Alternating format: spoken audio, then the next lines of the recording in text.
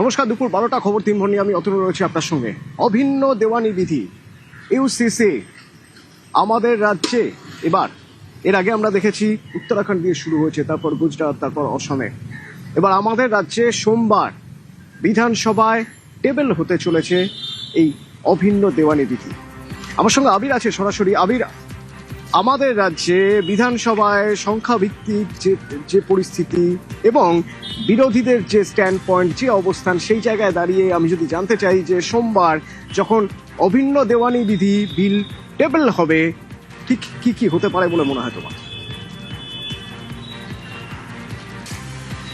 অতনু, আজকে বিকালের মধ্যে যেটা জানতে পারা যাচ্ছে, এই যে বিলের ড্রাফট সেটা সম্পূর্ণভাবে প্রস্তুত হয়ে যাবে এবং এই বিলের ক্ষেত্রে পশ্চিমবঙ্গের মতো একটি রাজ্য যেখানে বহু সংস্কৃতি, বহু ধর্মের, বহু ভাষাভাষী মানুষজন বসবাস করেন, তাদের জন্য এই বিলের ক্ষেত্রে কি সংস্থান থাকছে সেটি দেখার। উত্তরাখণ্ড, গুজরাট, আসামের মতো রাজ্য, সেখানে ইতিমধ্যে এটিকে চালু করা হয়েছে। আসামের মতো রাজ্যে আমরা দেখেছি যেহেতু বিভিন্ন জনগোষ্ঠীর মানুষজন বসবাস করেন, ফলে তাদের কথা মাথায় রেখে এই বিলের ক্ষেত্রে বেশ কিছু নির্দিষ্ট নিয়ম তৈরি করা হয়েছিল। সূত্রের খবর, এখানেও রাজ্য সরকারের তরফ থেকে বিশেষত জঙ্গলমহল এবং পাহাড়ের মতো জায়গাতে বহু সংখ্যক মানুষ যারা বসবাস করেন, তাদের ভিন্ন ধরনের সংস্কৃতি রয়েছে, তাদের নিজস্ব কিছু আইন রয়েছে, সেইগুলোকে, প্রথাগুলোকে এক বন্ধনীর মধ্যে কিভাবে আনতে পারা যাবে সেটাই মূলত দেখা। দ্বিতীয়ত হচ্ছে, একটি বিল পাশ করানোর ক্ষেত্রে হচ্ছে সংখ্যা অবশ্যই নির্ভরশীল থাকে।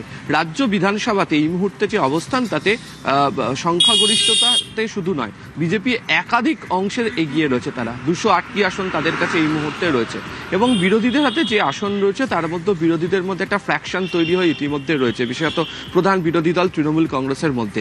ফলে এই আইনে যে সংস্থানগুলোর বিষয় থাকছে তার উপরে নির্ভর করে থাকবে যে বিরোধীরা এই বিলের ক্ষেত্রে কি ধরনের ভূমিকা তারা গ্রহণ করবে। তবে যদি বিল সংক্রান্ত বিষয়ে আলোচনা বা ভোটাভুটির জায়গাতে তৈরি হয়, তাহলে নির্দ্বিধায় এই বিল পাশ করানোর ক্ষেত্রে বিন্দুমাত্র কোনো অসুবিধা তৈরি হবে না। তৃতীয়ত হচ্ছে যে, তুমি জানো যে সংবিধানের 44 নম্বর অনুচ্ছেদে এই প্রসঙ্গের কথা বলা থাকলেও উল্লেখ করা হয়েছে এটি বাধ্যতামূলক এমনটা নয়, তবে এটা কার্যকর করার ক্ষেত্রে কোনো ধরনের যে বাধা থাকার কথা নয়, সেই প্রসঙ্গের কথাও এর মধ্যে উল্লেখিত হয়েছে। ফলে এক্ষেত্রে দাঁড়িয়ে রাজ্য সরকারের তরফ থেকে সমস্ত আইনি বিষয় পর্যবেক্ষণ করেই খতিয়ে দেখে তারপর তারা চূড়ান্ত সিদ্ধান্ত গ্রহণ করে তারা এগোচ্ছে। এবং আমরা পশ্চিমবঙ্গ নির্বাচনের আগেও দেখেছি বিজেপি তাদের সংকল্পপত্র ইউসিসির কথা তারা রেখেছে, বা এর আগেও আমরা দেখেছি যে কখনো নরেন্দ্র মোদী, কখনো অমিত শাহ বা বিজেপির একাধিক তাবড় নেতারা তারা যখন এই রাজ্যে যখন প্রচারে এসেছিলেন তখন ইউসিসির প্রয়োজনীয়তার কথা বলেছিলেন। এবং এমনকি কেন্দ্রীয় সরকারের তরফ থেকেও বিভিন্ন সময় দাঁড়িয়ে নাগরিকদের স্বার্থ সুরক্ষা করার জন্য সকলের জন্য এক আইনকে আনা কেন জরুরি রয়েছে এবং ইউসিসি কোথায় প্রয়োজনীয়তা রয়েছে সেই প্রসঙ্গের কথাও বারবার ধরে উল্লেখিত করা হয়েছিল। ফলে সব মিলিয়ে তার যে ফসল, সেটাই সূত্রের খবর এখনো পর্যন্ত আগামী সোমবার রাজ্য বিধানসভার যে অধিবেশন, সেখানে একেবারে শেষ অর্ধে এই ইউসিসি বিল রাজ্য সরকারের তরফ থেকে পেশ করা হতে চলেছে এবং এর উপরে 1 ঘন্টার আলোচনা হওয়ারও কথা রয়েছে। অতনু, এ নিয়ে মুখ্যমন্ত্রী শুভেন্দু অধিকারী আজকে বলেন না কশুন। यूनिफॉर्म सिविल कोड बंगाल में होगा, एक प्रोसीड्योर होता है, हम लोग असेंबली में बताऊंगा। एक कमेटी बनता है एक सिटिंग जज के नेतृत्व में। गुजरात, उत्तराखंड, आसाम में जिस तरीके से हुआ प्रोसीड्योर मानते हुए होगा।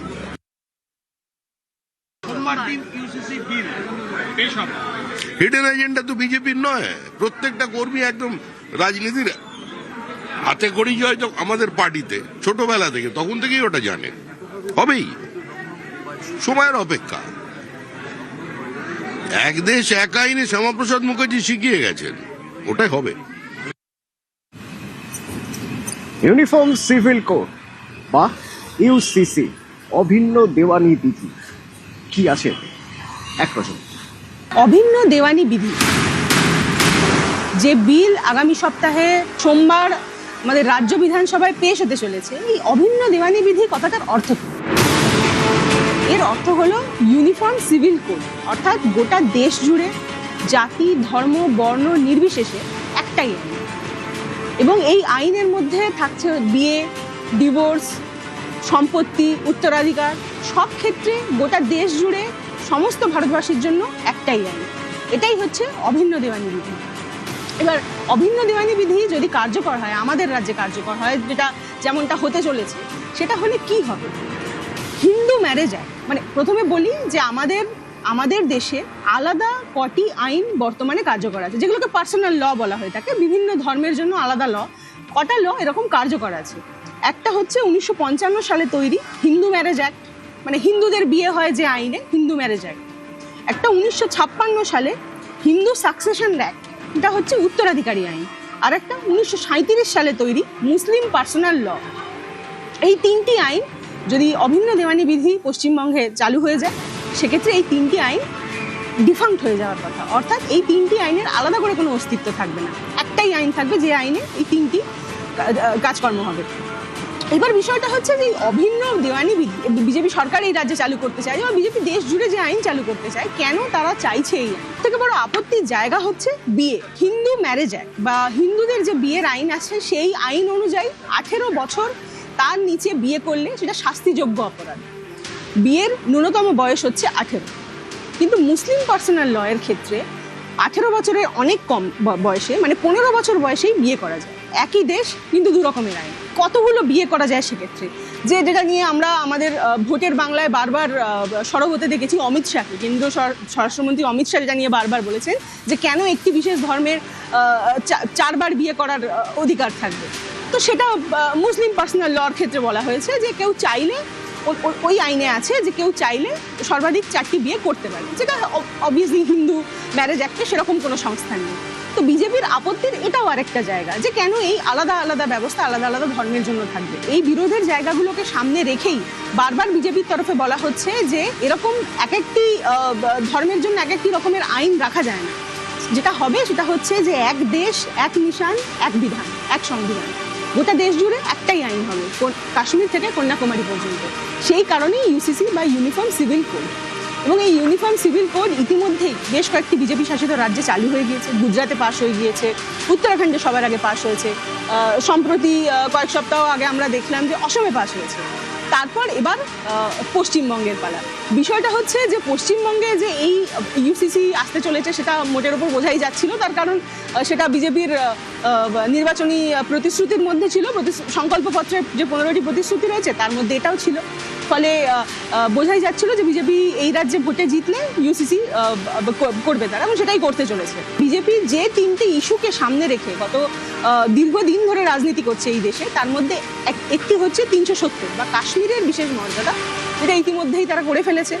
কাশ্মীর থেকে 370 ধারা প্রত্যাহার হয়ে গেছে। দ্বিতীয় হচ্ছে রাম মন্দির। দীর্ঘদিন ধরে আমরা দেখেছি যে বিজেপি এই নিয়ে আন্দোলন করছে। সেই রাম মন্দিরের উদ্বোধন হয়ে গিয়েছে লোকসভা ভোটের আগে। এবং তারপর আর যেটি বাকি আছে যে কাজটি, সেটা হচ্ছে ইউসিসি, ইউনিফর্ম সিভিল কোড। এই অভিন্ন দেওয়ানি বিধি গোটা দেশ জুড়ে এখনো চালু হয়নি, বা কবে হবে সেটা আমরা জানি না। কিন্তু যে সমস্ত রাজ্যগুলোতে বিজেপি ক্ষমতায় আসছে, সেই রাজ্যগুলোতে আলাদা আলাদা করে চালু হচ্ছে। সেক্ষেত্রে পশ্চিমবঙ্গ হচ্ছে সেই রাজ্য যা পরবর্তী সময় যেখানে ইউসিসি চালু হতে চলেছে। একবার শুনে নেওয়া যাক অভিন্ন দেওয়ানি বিধি নিয়ে তৃণমূল সাংসদ সৌগত রায় কি বলছেন। আমি তো আইনটা দেখিনি, ওরা যে ড্রাফটটা এনেছে সেই ড্রাফটটা আমি দেখিনি।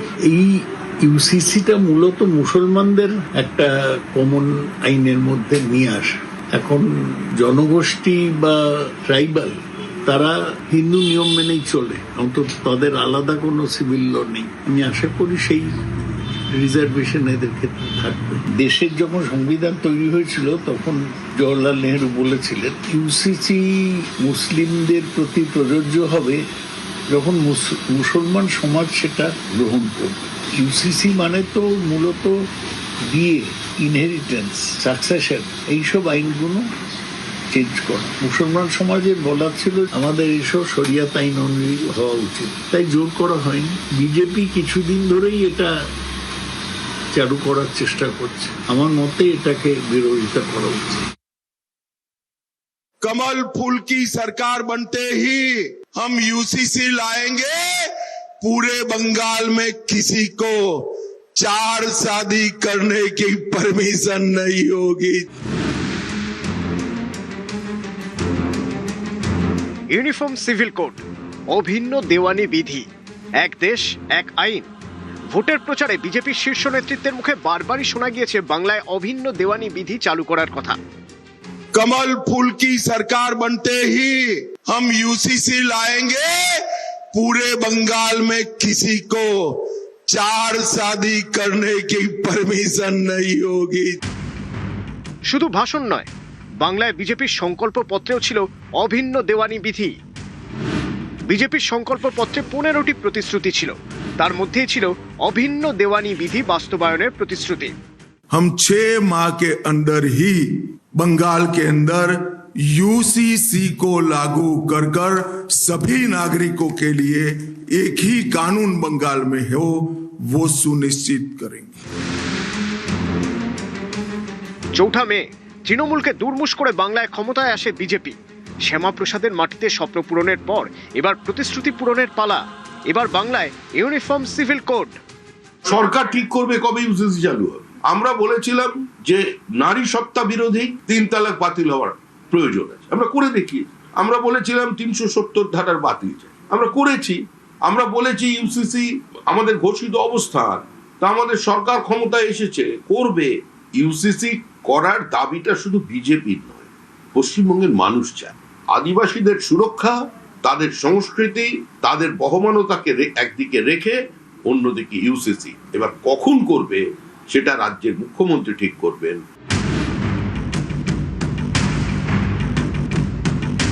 এক দেশ এক আইন। গত কয়েক বছরে বারবারই বিজেপি নেতাদের মুখে শোনা গিয়েছে অভিন্ন দেওয়ানি বিধি চালুর কথা। अब समय की मांग है कि देश में एक सेकुलर सिविल कोड हो। हमने कम्युनल सिविल कोड में 75 साल बिताए हैं, अब हमें सेक्युलर सिविल कोड की तरफ जाना होगा और तब जाकर के देश में धर्म के आधार पर जो भेदभाव हो रहे हैं, सामान्य नागरिक को जो दूरी महसूस होती है, उससे हमें मुक्ति मिलेगी। অভিন্ন দেওয়ানি বিধি বা ইউনিফর্ম সিভিল কোড চালু হলে ধর্ম জাতি নির্বিশেষে গোটা দেশে একটাই আইন থাকবে। এই আইন মেনেই হবে বিয়ে, ডিভোর্স এবং সম্পত্তির উত্তরাধিকার। 2024 সালের ফেব্রুয়ারিতে প্রথম রাজ্য হিসেবে এই আইন পাশ করে বিজেপি শাসিত উত্তরাখণ্ড। এই বছরের মার্চে অভিন্ন দেওয়ানি বিধি পাশ হয় গুজরাটে। কিভাবে ইউসিসি চালু করা যায় তা খতিয়ে দেখতে বিশেষ কমিটি গঠন করেছে মধ্যপ্রদেশ, ছত্তিশগড় এবং উত্তরপ্রদেশ সরকার।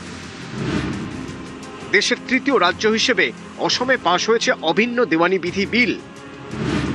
দ্বিতীয়বার ক্ষমতায় ফিরেই ইউসিসি চালু করার উদ্যোগ নিয়েছে হিমন্ত বিশ্ব শর্মার সরকার। অসমের তপশিলি উপজাতিদের এই আইনের আওতা থেকে ছাড় দেওয়া হয়েছে। এই আইন কার্যকর হলে অসমে নিষিদ্ধ বহু বিবাহ ও বাল্য বিবাহ। আইনি স্বীকৃতি দেওয়া হয়েছে লিভ ইন রিলেশনশিপকে। তবে লিভ ইন রিলেশনশিপেও রেজিস্ট্রেশন বাধ্যতামূলক।